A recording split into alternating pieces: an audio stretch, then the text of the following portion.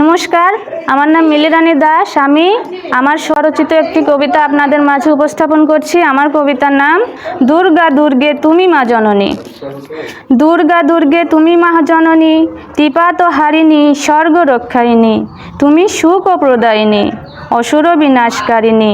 10 হাতের ক্ষমতা তোমার, 10 অস্ত্রে 10 ভুজা। শরৎকালে আসনিতে আত্মের ঘরে পূজা।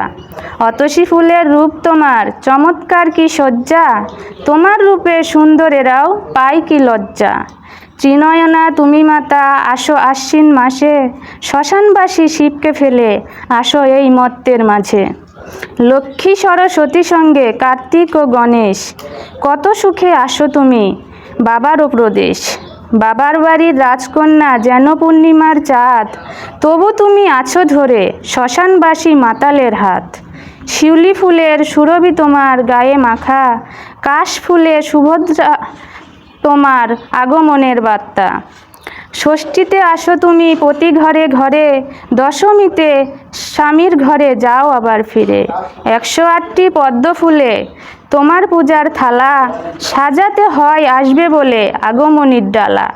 এইভাবে যুগে যুগে করি তোমার পূজা, প্রণাম তোমার চরণে সহস্রবার মাগো দশভুজা।